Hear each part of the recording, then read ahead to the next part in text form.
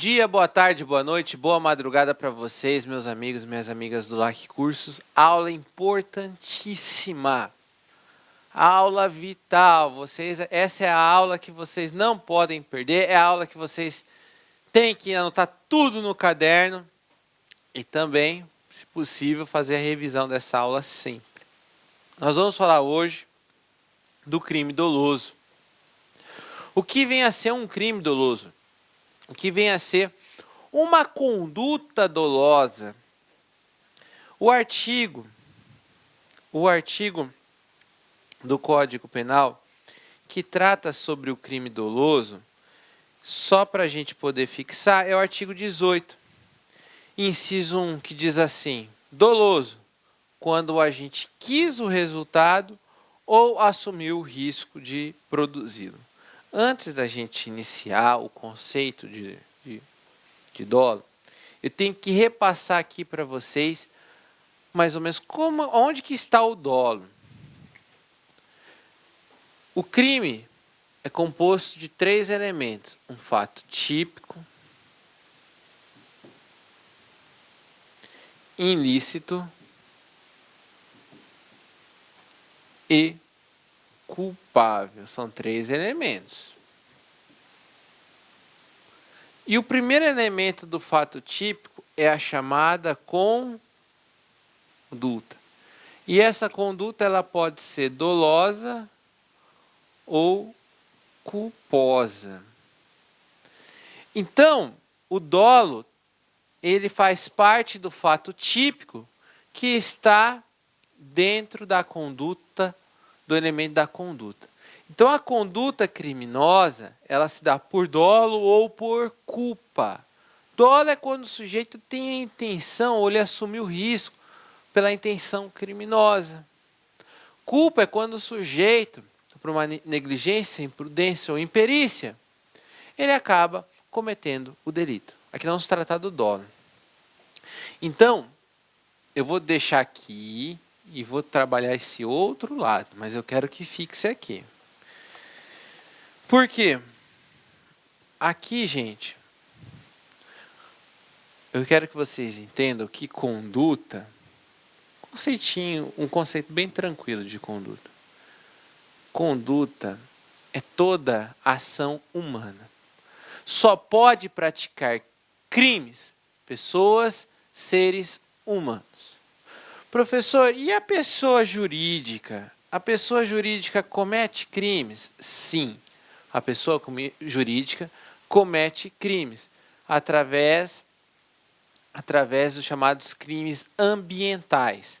Então, a pessoa jurídica comete crimes ambientais, ela pode ser responsabilizada, sim, pela prática de crimes ambientais ou até pela prática de crimes contra a ordem tributária. Todavia, o que existe de regulamentação é que pessoa jurídica comete crimes ambientais.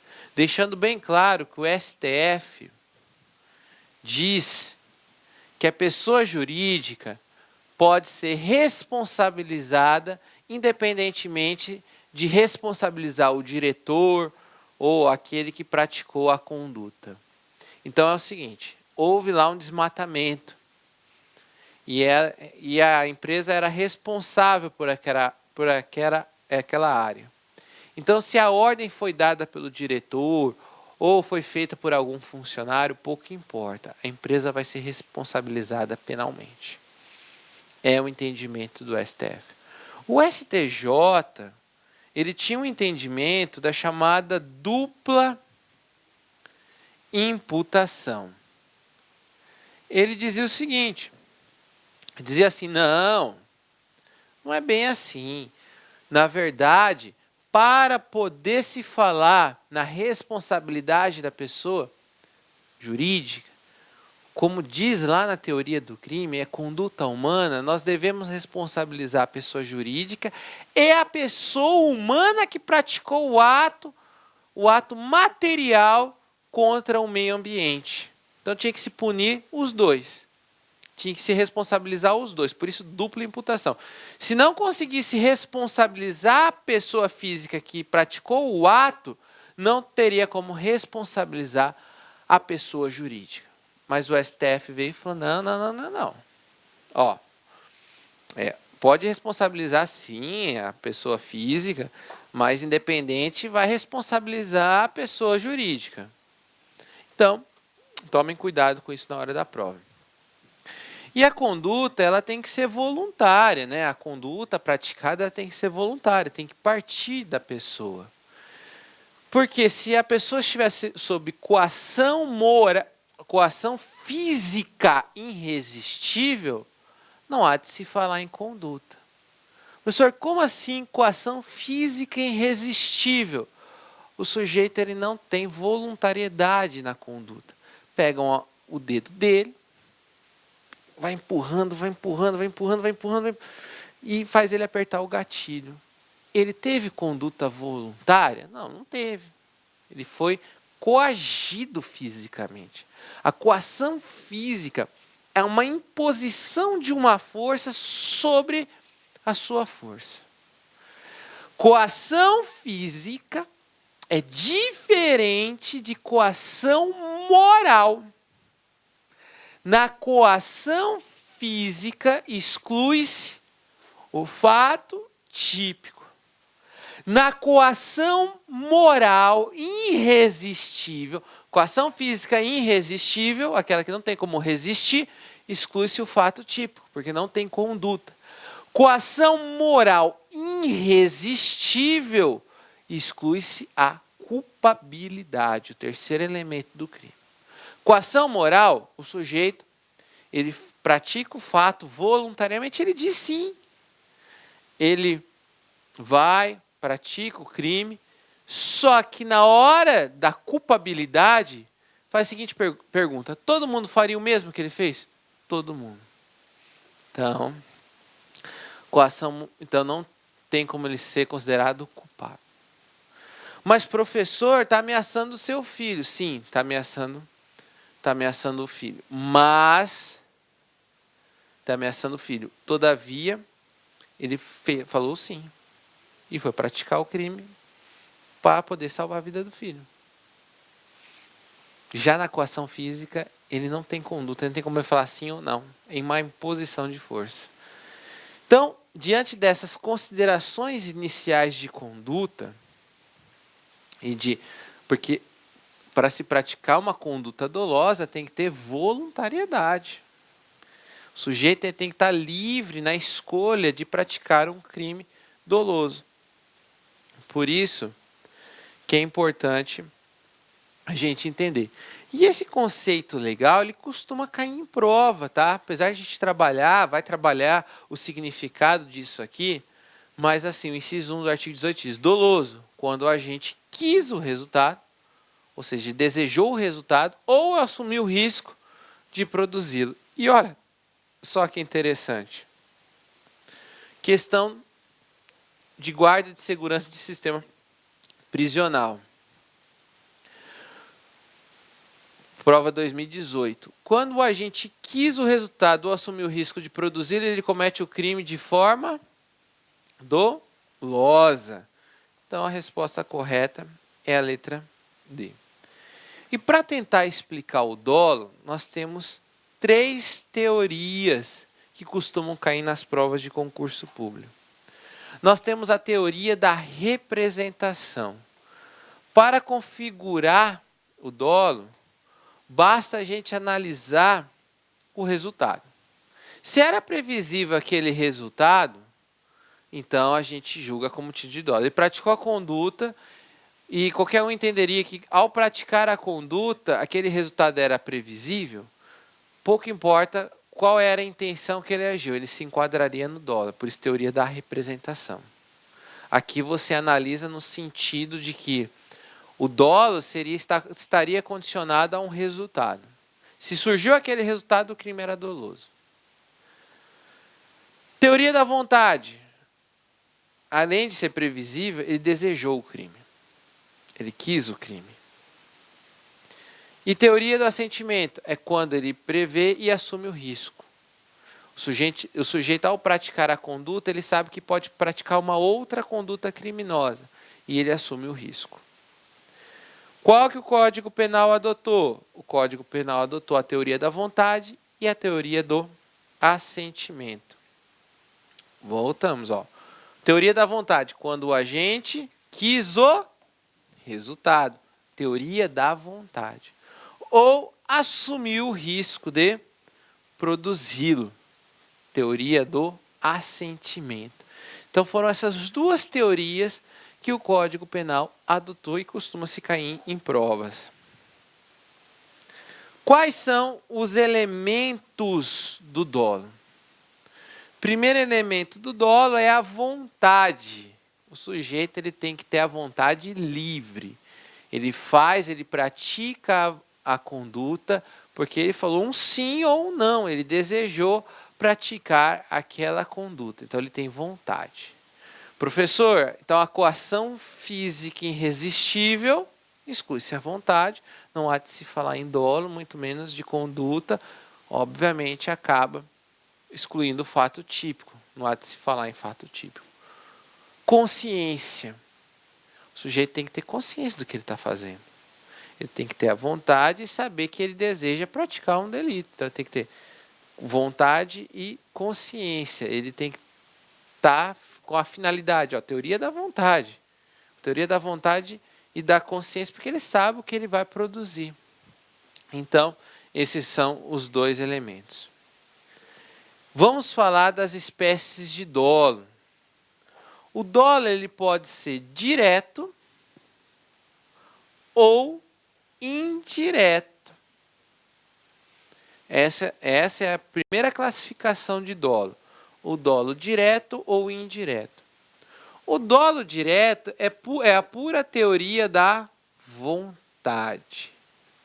No dolo direto, conhecido como dolo determinado, dolo intencional, imediato ou incondicionado, é aquele que a vontade do agente é voltada para um determinado resultado.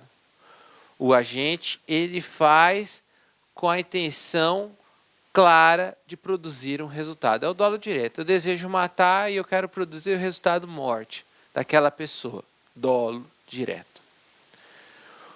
O dolo indireto é aquele que o agente não tem a vontade dirigida a um outro resultado. É a teoria do assentimento. É quando o sujeito deseja matar A, mas ele sabe que pode matar B.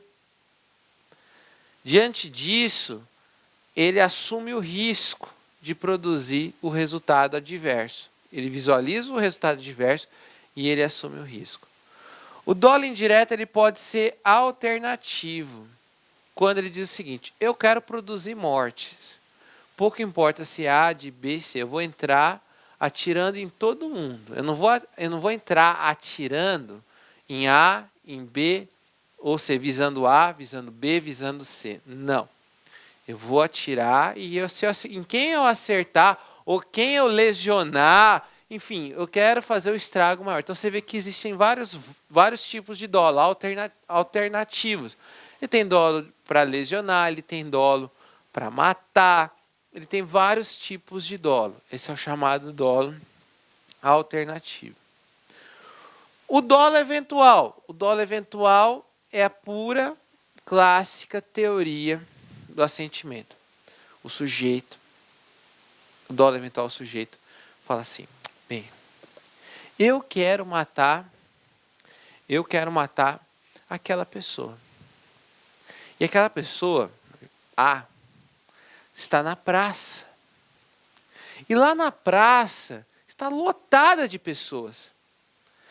E eu estou lá, vamos imaginar, com uma sniper e, poxa, eu posso matar as pessoas que estão naquela praça.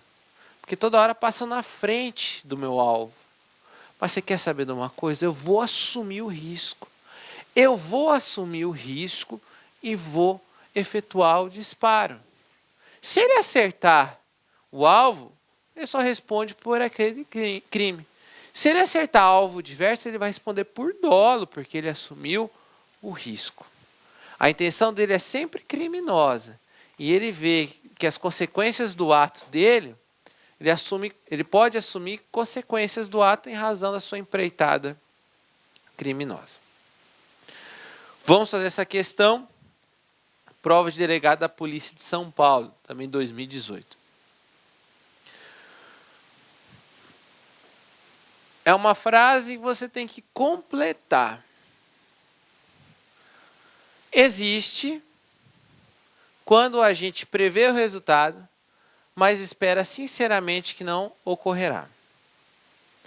Configura-se quando a vontade do agente não está dirigida para a obtenção de um resultado, pois ele quer algo diverso, mas prevendo o evento que possa ocorrer, assume mesmo assim a possibilidade de sua produção.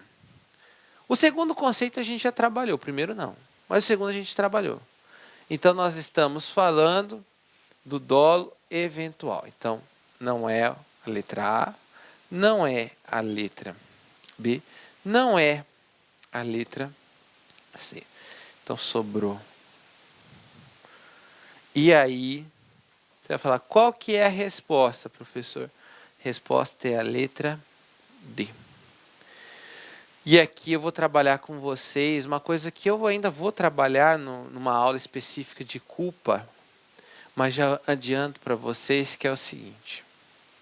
O dolo eventual, o sujeito ele visa uma finalidade criminosa, ele tem a intenção de praticar um crime, e ele visualiza uma situação adversa. E mesmo assim ele assume o risco. Eu vou dar continuidade, eu sei que eu posso provocar outro resultado, mas eu vou dar continuidade. Ele assume o risco. Na culpa consciente, é uma espécie de culpa, ou seja, já não estamos falando de conduta dolosa, nós estamos falando de conduta culposa. Na culpa consciente, o sujeito ele não visualiza uma finalidade ilícita. Mas ele sabe que ele está sendo imprudente. Ele não quer praticar crime. Mas ele sabe que ele pode ser imprudente, negligente ou imperito. E ele diz assim, olha, não vai acontecer. Eu confio nas minhas habilidades. E, sinceramente, essa expressão é fantástica. Sempre cai nas provas. Sinceramente, eu acredito que isso não vai acontecer. Ele acredita no seu taco, vamos dizer assim. E acaba acontecendo, pior. Embriaguez ao volante. Embriaguez ao volante é a clássica discussão. Embriaguez ao volante seria ou não seria? Seria dolo eventual ou culpa consciente? Você praticar um homicídio embriagado, você estaria na culpa consciente ou no dolo eventual? Na culpa consciente, meus queridos, na culpa consciente, o que acontece? Na culpa consciente, o sujeito ele se embriaga, ele sabe que não pode se embriagar, mas ele se embriaga e fala, eu até dirijo melhor bêbado. Eu não vou cometer nenhum crime, eu não desejo cometer. Eu sei que eu não posso beber e pegar na direção, mas eu confio que sinceramente isso não vai acontecer. Ele vai lá e acaba atropelando e causando a morte de alguém. Enquanto que no dolo eventual, o sujeito fala assim, eu seria, dentro da embriaguez, seria assim, quem se embriaga sabe que vai causar morte. É óbvio que vai causar morte. Então você está assumindo o risco. Entendimento hoje do STF que, em regra, a embriaguez ao volante trata-se de culpa consciente. O sujeito ele se embriaga, mas não se embriaga com a intenção de cometer um delito. É o entendimento aí majoritário. O que eu quero chamar a atenção para vocês, isso é muito importante, volto a falar para vocês que na culpa consciente, o sujeito então, ele confia no seu taco. E no dolo eventual ele sempre vai visar uma finalidade ilícita. Tá certo? Então não vamos esquecer disso. Gente, a jurisprudência diz o seguinte, racha. O sujeito praticou um racha. E aí ele causa a morte no trânsito. É dolo eventual ou culpa consciente? Dolo eventual. A jurisprudência tem entendido que no crime de racha, o sujeito sabe que não pode, porque ele sabe que está em alta velocidade, e ele sabe que necessariamente ele vai atropelar alguém ou causar algum acidente. E se ele assume o risco, ele está assumindo o risco de toda a sua conduta. Embriaguez ao volante ampliou a divergência. Hoje nós temos o artigo 303 do Código de Trânsito Brasileiro, que diz assim: praticar lesão corporal culposa na direção de veículo automotor. E aqui diz: a pena será de reclusão de 2 a 5 anos, sem prejuízo de outras penas previstas nesse artigo. Se o agente conduz o veículo com capacidade psicomotora alterada em razão da influência de álcool ou de outra substância psicoativa que determine a dependência ou se crime resultar de lesão corporal grave, natureza gravíssima. Ou seja, ele ainda se enquadra numa espécie de culpa consciente, mas com uma penalidade maior. Só um exemplo. Outra espécie de dolo, nós temos o dolos bônus e o dolos malos. Isso não entra, cai em prova, mas não é objeto de discussão aqui com relação na prática do direito penal. Quando se fala em dolos bônus, nós estamos falando do direito civil. O que é o dolos bônus que tem mais influência no direito civil do que no penal? Porque dolo é dolo no penal. Não existe dolo bom e dolo ruim. Dolo, é algo ruim. Dolos bônus é o seguinte: eu chegar assim, aquela propaganda TV que fala assim: compre essa caneta. Essa caneta é maravilhosa. Aí começa a vir uns brilhos, uns raios. Aí você olha assim, ou quando você está lá vendo lá, vou comprar um lanche. Aí você olha aquela foto maravilhosa do lanche. Aí quando você vai receber o lanche, é uma coisinha tão feia. É isso. Isso é o dolos bônus. É você dá aspectos sociais, morais até demais no objeto. Então aqui quando se fala em dolos bônus, fala dolos com aspectos sociais, morais relevantes. Dentro do direito penal, seria com relação ao homicídio privilegiado. O sujeito pratica o homicídio privilegiado, é punido a título de homicídio doloso, mas os aspectos são sociais, morais, enfim, entre aspas, justificáveis. Quando se fala dolos malos, são aquele dolo em que o dolo ele é carregado de uma torpeza, de algo realmente repugnante. Gente, na prática não tem assim, o juiz não pode se desdobrar, então tem que ter previsão legal para eu considerar, para o juiz considerar dolos bônus, dolos malos, né? Dolo de propósito, muito legal esse aqui. É aquele em que o sujeito ele reflete antes de praticar o crime. É aquele que o agente ele se prepara, nem que seja por um período curto, para poder praticar a conduta dolosa. Dolo de ímpeto é aquele em que o sujeito ele pratica a conduta dolosa imediatamente. Ele pratica a conduta dolosa sem passar por esse prazo de reflexão. É devido a uma perturbação de ânimo ou de uma paixão violenta. É aquela situação que é repentina. Existe uma diferença entre dolo genérico e dolo específico. Volto a falar, isso é criação doutrinária, que cai em prova, mas na prática dolo é dolo. O dolo genérico é o sujeito que basta praticar a conduta dolosa.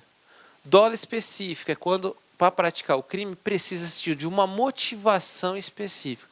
Por exemplo, abandonar ou expor recém-nascido para ocultar desonra própria. A pessoa faz para ocultar a desonra, não faz só para abandonar, ele faz motivado pela desonra própria. Dolo de dano. O que vem a ser o dolo de dano?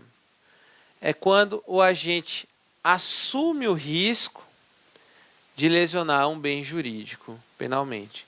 Isso é, ele vai lá e ele assume o risco. É de provocar o dano. O dolo de dano é provocar o dano. E o dolo de perigo é quando ele assume o risco da produção do dano. Então é mais ou menos o dolo direto, o dolo indireto, mas com outros nomes. Dolo de primeiro grau é o dolo direto, é aquele dolo em que o sujeito deseja, eu quero praticar aquele crime. Dolo de segundo grau são as consequências do dolo de primeiro grau. Por exemplo, na série Narcos, mostrou lá, do Pablo Escobar, que ele desejava matar uma pessoa e para isso ele botou uma bomba no avião comercial onde essa pessoa estava. Gente, qual que era o dolo de primeiro grau? O dolo de primeiro grau era a morte daquela pessoa. E o dolo de segundo grau? O dolo de segundo grau são as consequências, são os efeitos colaterais que ele já sabia em razão da conduta dele. Não se trata de dolo eventual, não se trata de dolo eventual. Porque no dolo eventual, o sujeito sabe que pode ou não acontecer o resultado adverso. No dolo de segundo grau, ele sabe que necessariamente vai acontecer o dolo de segundo grau, porque ele optou por um meio para atingir o dolo de primeiro grau que obrigatoriamente vai acontecer os efeitos colaterais. Então ele chega lá, só voltando no exemplo do avião do Pablo Escobar, ele chega lá e bota uma bomba no avião. Ele sabe que vai derrubar o avião e que todo mundo vai morrer. Não só o que ele desejava, mas as outras pessoas. Então, dó de primeiro grau com relação à pessoa que ele desejava a morte e dó de segundo grau com as demais mortes. Se fosse um dolo alternativo, o que seria? Seria ele pegar, botar um veneno na bebida da pessoa que está sendo servida no avião, a qual ele desejava a morte, mas ele sabia muito bem que poderia ser que alguém pegasse aquele copo na frente da pessoa e tomasse o veneno. Aí seria o quê? Um dolo eventual.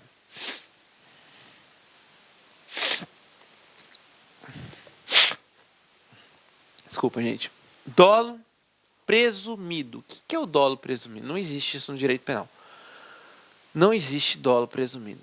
Sempre que o sujeito praticar um crime, sempre vai ser feita a análise se ele agiu com dolo ou com culpa. Não existe. Presume-se que ele agiu com dolo. Não. Só deixar bem claro que, em regra, todos os crimes são dolosos. A culpa é exceção. Então não precisa vir escrito no crime. Este crime é punido a título de dolo. Não, todos os crimes são punidos a título de dolo. Quando for punido a título de culpa, vai ter, por exemplo, lesão corporal é punido a título de dolo. E porque é regra. E é punido a título de culpa porque excepcionalmente é punido a título de culpa. Professor, crime de dano não tem punição penal culposa. Ainda bem, né? Mas como assim, ainda bem? Se você praticar um acidente de trânsito, for um crime de dano, foi o quê? Um dano culposo. Aí você também deveria responder penalmente por isso? Então só é punido a título de dolo. Dolo geral por erro sucessivo ou dolos generales. É com relação à execução do delito. Ele vai responder pelo dolo. Como assim, professor? Que interessante. Trata-se de um erro quanto à execução do crime, mas ele desejava o mesmo crime, mas ele errou. Melhorando com um exemplo. Eu só consigo explicar essa espécie de dolo com um exemplo.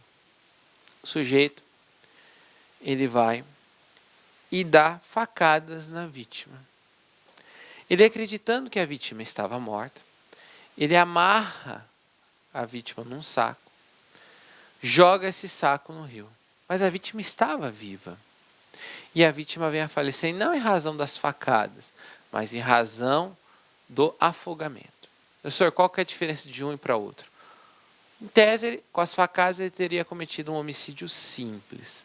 Como a vítima morreu devido ao afogamento, ele responderia por homicídio qualificado. Pergunta: qual crime que ele irá responder? Ele vai responder por aquilo que ele desejava, que ele acreditou ter praticado. Então, ele responderia por homicídio simples, porque trata-se de um dolo geral, por erro sucessivo ou dolos generales. Porque se ficar evidenciado que ele acreditou que tudo levava a crer que ele realmente teria praticado o crime de homicídio, então seria dessa forma.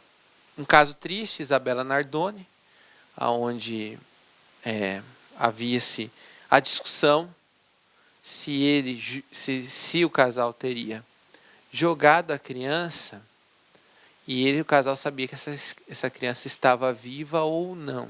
Essa era a grande discussão. Por quê?